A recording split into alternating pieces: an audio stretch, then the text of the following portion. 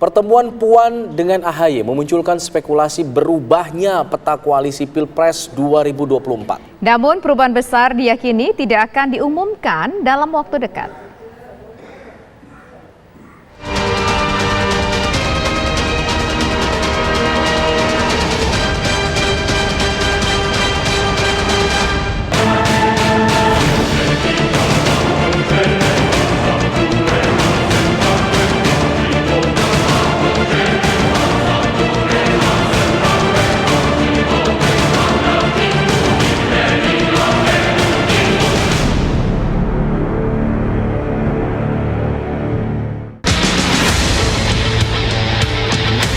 Pertemuan Ketua DPP PDIP Puan Maharani dengan Ketua Umum Partai Demokrat Agus Harimurti Yudhoyono pada Minggu siang menjadi sorotan utama publik.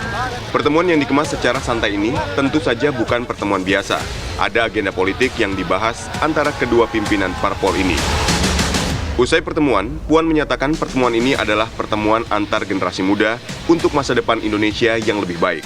Putri Megawati itu juga tidak membantah bahwa pertemuan ini membahas posisi Demokrat di koalisi perubahan. Ia kembali menyinggung nama AHY yang masuk dalam radar PDIP. Kami belum menerima proposal apapun, namun sudah memahami dan mengetahui untuk adanya usulan nama dari partai yang kemudian mengusulkan. Jadi kalau proposal itu kan seolah-olah kertas hitam putih ada tulisannya bahwa ini segala macam. Enggak, usulan tersebut tentu saja akan kami tampung. Nama-nama yang waktu itu saya sebutkan, salah satunya bacawa presnya Mas AHY di Partai Demokrat, juga masuk radar PDI Perjuangan. Jadi ya ini kita akan cermati perkembangannya, bagaimana ke depannya, siapa yang kemudian kira-kira cocok dengan PDI Perjuangan, siapa yang cocok dengan baca presnya PDI Perjuangan Mas Ganjar Pranowo. Kemudian tentu saja harus ada kesamaan visi dan misi. Ya untuk kemudian menyamakan hal tersebut tentu saja kita perlu bicara, perlu ngobrol, perlu lihat dinamika politik secara nasional, perkembangan selanjutnya dan lain-lain sebagainya. Sedangkan AHY juga tidak menampik bahwa ada pembahasan soal Pilpres dalam pertemuan tersebut. Bahkan disebut Puan yang mengawali pembahasan soal Pilpres. Meski begitu, keduanya menghormati posisi mereka dalam Pilpres 2024. Mbak Puan sendiri yang tadi membukanya paham bahwa saat ini Demokrat tengah membangun sebuah koalisi perubahan. Kemudian tentu PDIP sendiri juga sudah kita ketahui telah mendeklarasikan Mas Ganjar sebagai calon presiden. Sedangkan koalisi perubahan, capresnya adalah Mas Anies Baswedan. Jadi dengan mengembrace itu, artinya menyadari posisi kedua partai, justru tadi sangat terbuka akhirnya. Tidak ada rasa tidak enak untuk menyampaikan hal-hal yang memang bagus untuk kita saling ketahui, saling dibicarakan. Contohnya tadi, beliau bertanya bagaimana posisi Demokrat sekarang, Oktober, dan seterusnya pada saat pemilu dan di masa depan seperti apa.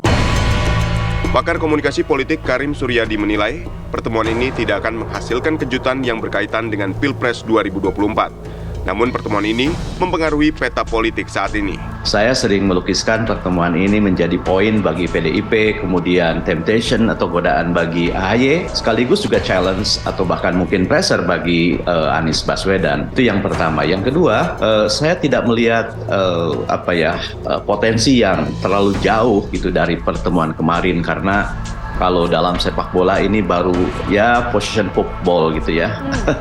Permainan bola antar pemain di daerah pertahanannya sendiri-sendiri. Mengapa begitu? Karena masing-masing menyadari bahwa kedua kubu memiliki pandangan politik yang berbeda, memiliki posisi yang berbeda. Lihat dari sejarah misalnya bukan hanya konflik yang disebut-sebut di antara mereka, tetapi juga dalam 4 kali pemilu langsung belum pernah kedua partai ini bertemu. Pakar politik Khairul Umam juga menilai, pertemuan ini tidak akan menghasilkan keputusan besar. Pertemuan ini adalah investasi PDIP untuk menghadapi putaran kedua Pilpres. Nah, saya sendiri juga melihat tidak ada satu proses sampai pada konteks negosiasi politik praktis dalam pertemuan ini, tetapi bahwa pertemuan ini bisa menjadi sebuah embrio bagi terjadinya kerjasama politik yang jauh lebih strategis pada momentum yang akan datang. Tetapi ada satu hal lagi yang harus kita baca, Mbak Putri. Pertama, memang dalam konteks konfigurasi kekuatan capres-cawapres per hari ini, sepertinya tidak akan terjadi perubahan signifikan. Karena bagaimanapun juga, Demokrat sudah berada di koalisi perubahan dan kemudian kutub dari PDIP sudah mendeklarasikan Pak Ganjar. Relatif sudah memiliki gap di sana.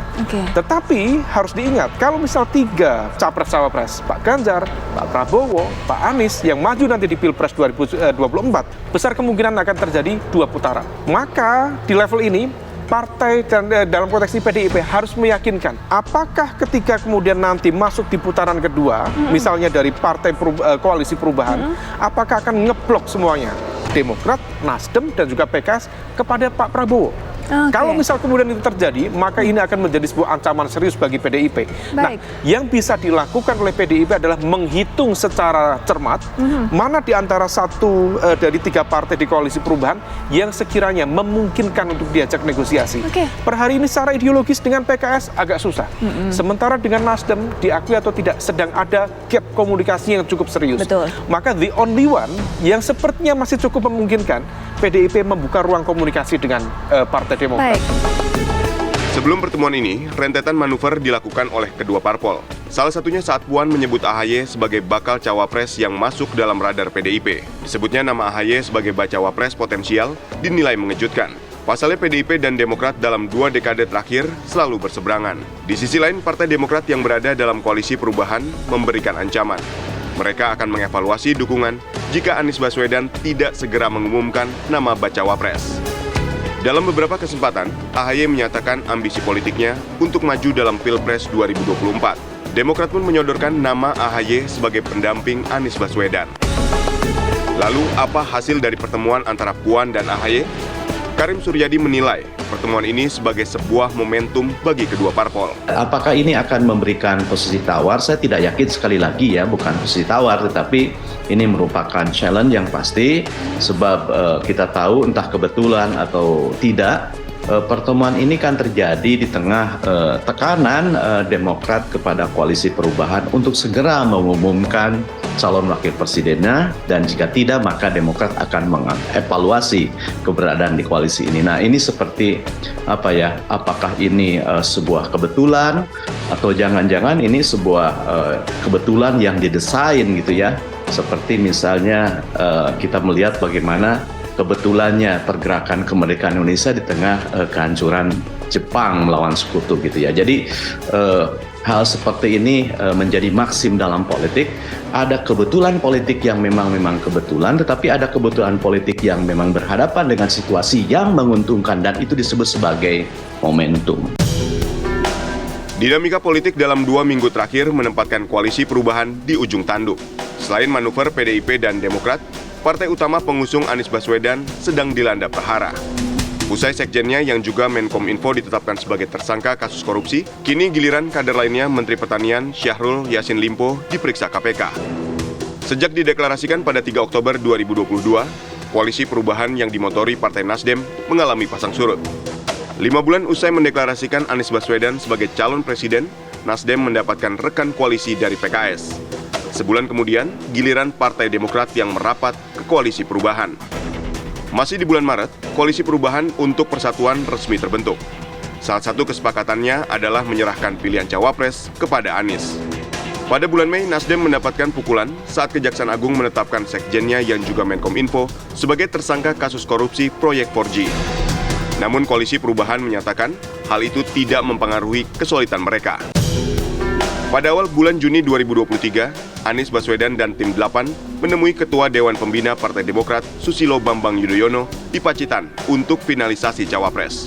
Namun tidak berselang lama, Demokrat mendesak Anies segera mengumumkan cawapres. Mereka juga mengancam akan mengevaluasi dukungan jika tidak segera diumumkan. Selang sehari kemudian, Puan Maharani menyebut AHY sebagai bacawapres yang masuk dalam radar PDIP. Menariknya, pernyataan Puan itu berlanjut dengan pertemuan antara keduanya. Meski sejumlah pihak menilai pertemuan itu tidak membahas politik praktis, namun dalam politik, sebuah momentum harus dimanfaatkan secara maksimal. Dalam hal ini, kedua parpol tengah memainkan perannya dalam menghadapi Pilpres 2024.